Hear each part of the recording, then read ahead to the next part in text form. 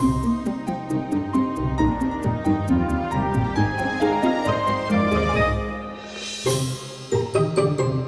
going on, everybody? I'm Phil DiMartino here with Tyler Pyburn for another edition of the 5Tool Productions video podcast. And do you know what we're talking about on this podcast? This is the most meta podcast in the history of the universe. We're having a podcast about podcasting. Yes, we It's are. amazing. No, but I think we're talking about podcasts because of some interesting articles, some things that are going on in the industry, and obviously the growth of podcast as a whole. And that's really what's kind of forcing the issue today. For sure, and we focus on, we produce these as video podcasts first because, we're a video company and we like getting stuff out on YouTube and kind of putting our faces out there that way. But obviously, when you think of podcasts, usually where you go first is audio podcasts, and that's kind of where the boom has been, and that's what we're going to talk about today. So one of the interesting things that I hadn't really thought of that much is the way that podcast downloads and listener numbers are actually measured. Statistical information, kind of all, exactly. The measurement tool of it. There's not one way of kind of going about it, because one of the issues that we were just talking about, didn't really know too much about, is say you're listening to it on your phone, which most people do from a podcast perspective. They're listening to it on iTunes, especially if it's a longer podcast, Serial, some of those longer ones, right? If the hour-long podcast, it's not downloaded all in one chunk. It's kind of downloaded in chunks, basically. So if, say, it's an hour 20, hour and a half, you might have that downloaded in 4 chunks. That is actually technically registering as 4 downloads for that podcast itself. So it's kind of skewing the numbers, and some of the kind of advertisers out there are saying, kind of calling foul and saying, well, you're really not getting 4 million, you're getting 4,000 downloads. Right. So what's the actual number? And there's some things going on to try to regulate this and try to say, okay, what's the actual number and how are we going forward as well? Right, and there's a lot of really interesting kind of like inside baseball stuff that's going on in this industry that I had no idea about, but reading about it is super interesting. Definitely, well, especially for us, because we're kind of going down that avenue, and it's something we do all the time too. Right. But it's super interesting to read about the standards we're trying to put in place, and IP addresses and time limits, and how you're going to actually measure it, and then the different factions. The people who are selling the ads obviously want the numbers to look as high as possible, and the people buying the ads want the numbers to look as low as possible to get the best deal.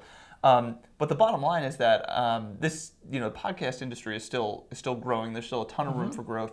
We've talked about it before, and there's a couple things I want to cover. I think first of all, why are they appealing for listeners? Then why are they appealing for brands? Yep. And why the raw numbers of listeners compared to other media might not matter as much. So first of all, you've talked about this a lot before. Why do you believe that audio podcasts are such an appealing way for people to consume media? Passive, right? I mean, I think this is one of the things that it's funny to say this as a video company first, right? We talk about us, and we focus on video first more than anything else, but it's almost like audio first for us, with the video attached to it, right? But the reason why I say that is because it's passive. You can do multiple things at once. I mean, where everybody right now, I feel like, are pulled in 100 different directions at once. A podcast allows them to do 2 things at once. It allows them to have their commute, whether on the train or in the car, plug into a podcast and listen while you're doing that as well. Before it was, I'm listening to the radio, I'm listening to mindless talk about the Patriots and the Red Sox, and that's it in my car ride home. Now it's actually changing a little bit. No, you know what? I can actually learn a little bit at the exact same time. I can hear something from a brand. So it's that kind of passive listening that allows it to be successful, I feel like, because I can consume it in my own whatever way I want. I don't have to sit in front of a computer. I don't have to hold up my phone. I don't have to be watching television. I could just put my headphones in. I was actually having this conversation at my son's birthday party yesterday. No lie.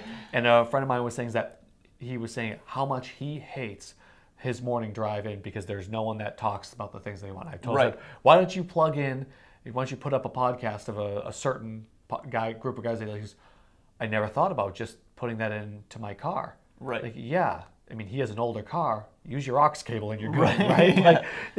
That passive listening is huge. Yeah, and I think we've talked about before the need to kind of meet people where they are. Yep. Right, and it's sometimes you want to sit down and you want to watch an in-depth tutorial. You want to watch a product video if you're on a company's website. If you're on social, you want to watch a quick 30-second video that's going to be about something you're interested in, and ideally you're following a page that is going to meet that need for you.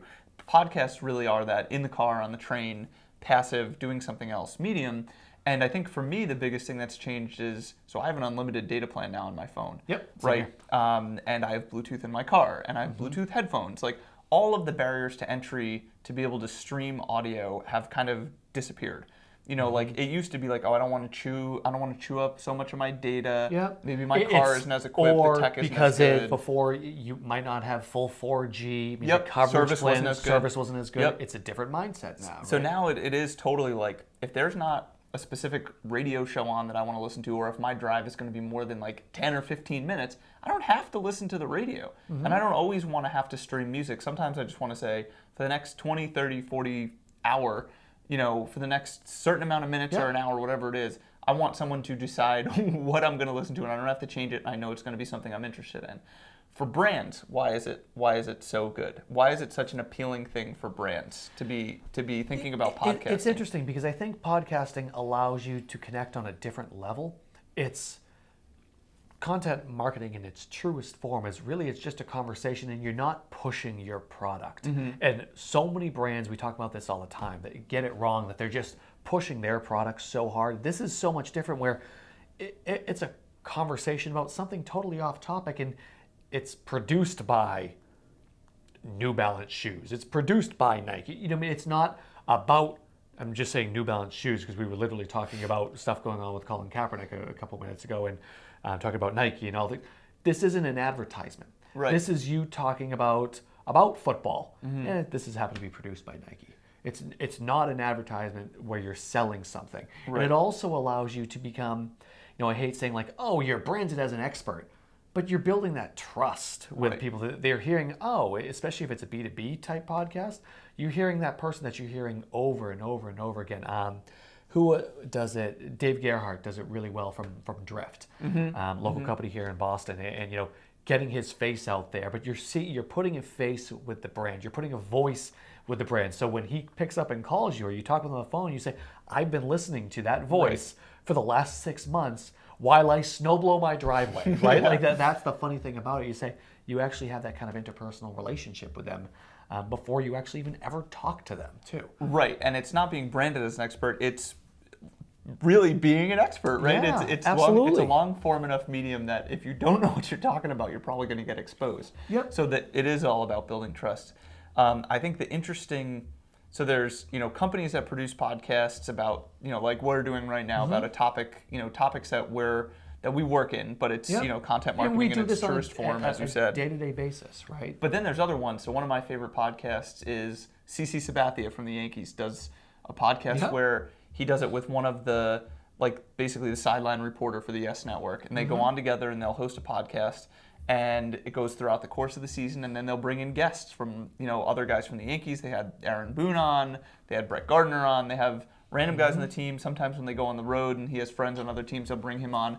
And it's these behind-the-scenes looks at just what pro baseball players' life is like. And basketball players were some of the first, some pro ball players. Yep. I forget who did it on the Cavs. JJ Redick has a great podcast right now. Yep. So these guys do it, and it's if I'm a big, you mentioned New Balance, Nike, all these big athletic brands. If I'm a big athletic brand, I'm CC Sabathia, how much do you want for me to just say your podcast presented by me? You don't even have to run ads, anything. Just put my name on it. Right? Think about from a brand.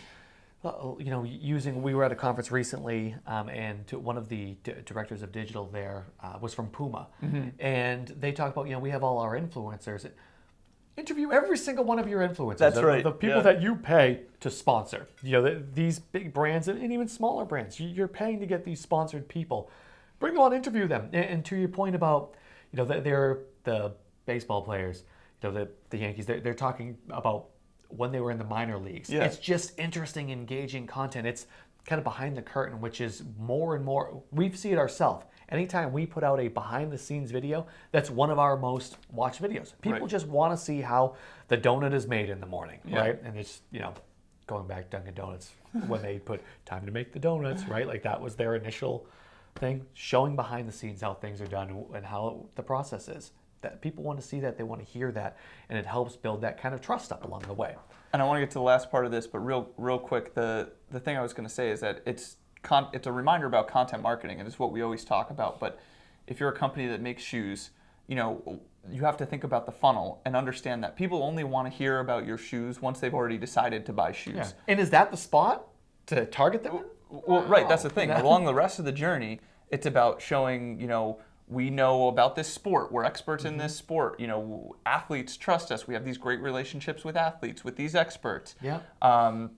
All these different things along the journey. That's what your customer wants along the way. It's only when they get to the very end that they want like the product video about your shoes or the case study about your shoes. Yeah, that's exactly. for you. That's an advertisement. The marketing stuff along the way is what's going to like build the trust and get people primed. You're building your foundation. Right. Right? Like your foundation is strong. And how many, using shoes as an example, people aren't going to go buy a pair of shoes every single day. Right. But they might listen to you talk about something in baseball, in basketball, in soccer, hockey, whatever. And if I need it to may buy baseball cleats, chances are I care about baseball. And if you put out good content related to baseball, I'm going to consume it. Yeah, exactly. So those are two parts of it. The last part is the listener numbers or the viewer numbers. It's always an interesting And this goes back to the standard part of it. So a lot of the people who provide ads for podcasts are worried that once they adopt a universal standard, maybe the numbers will get deflated a little bit. Come down to earth a little bit more. Because they're astronomical numbers when you look at them. Some of them are crazy. And I think one of the things that I would say to that is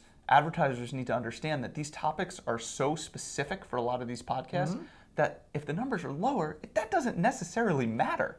No, not at all. I forget who the person was. I was reading a great post, and he said, 5,000 downloads kind of an episode is an incredible number to get to, and that's where you can actually bring in a lot of money as a podcaster itself, because you're saying that I have 5,000 people listening to a specific topic in an area. So he used the example of, food in Boston, and we're talking just about food in Boston. So if you can get 5,000 people to listen to food in Boston, that's a phenomenal audience. And I'll take it down even further.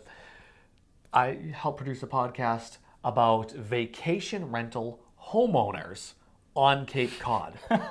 Think about how niche of an audience that is. Right. They average right around 300, 320 downloads per episode. That's phenomenal. Right. The fact that you're engaging that many people on a consistent basis. Some of the episodes have kind of gone a little crazy with the number of, some of them have kind of fallen flat, but that's based on the different topics that people are interested in. But 300 people, call it 325 people, just about every single week, hearing your voice talk about vacation rentals as a homeowner on Cape Cod is incredible. Right, and the thing is, it's a passive listening experience, but it's a really active buy-in. For me to go into, Google Play or Apple Podcasts or whatever and say, I want to listen to this podcast about this really specific topic, and then sit through it and listen to it. If you can get, if you were to tell someone like, you're going to buy a TV spot, this TV show has, 10 million viewers, okay, well, how many of them are actually your audience? You can go through the demographic numbers and you can do all the studies you want, but ultimately, how many of them are actually the right people? When you've got a couple hundred or a couple thousand people who raise their hand and say, yes, I care about this specific topic, and then they go in and listen to it, you know that you have them, and those are the right people. This is kind of a great example of it. If you were to take Serial and put it next to a vacation rental homeowner podcast, side by side, you say, okay, who am I targeting with Serial? You're going to target a lot of people. It's a wide net, though. But it's a very wide net. Whereas if you say, okay, well, who should advertise that? Maybe it's a landscaping company on the Cape. Right? Yes, there's smaller numbers, but guess what? You're hitting the people that these are homeowners on Cape Cod that have vacation rentals. You know who you're getting. Your spend is going to be used a lot more effectively. Exactly. And it kind of goes into when we talk about Facebook marketing and targeting, right? We want, as advertisers and as marketers, to spend our dollars so wisely that we know who we're targeting at the end of the day. Don't get me wrong. I still think there's value in targeting the Super Bowl, but I don't have a $2 million budget for 15 seconds, right? So that's the different part that you have to think about too. So make your money last, and I think podcasts are awesome, and they're only going to keep growing right now too, because we're seeing more networks of podcasts pop up, not just individual ones, right? So it's kind of cool. Yeah, and I think just to wrap it up, I think it's all about making it a part of your suite, right? Don't go all in on any one medium. you know, maybe produce it, you know, a video and an audio version, maybe make that just part of your tools, right? Make it part of your tool belt. Don't go all in on it, but it's definitely going to be something that you should be paying attention to and, you know, thinking about whether or not it should be part of your toolkit. Awesome. Yeah. Very cool. I'm Phil. That's Tyler. Thanks so much for watching, and we'll see you guys next time.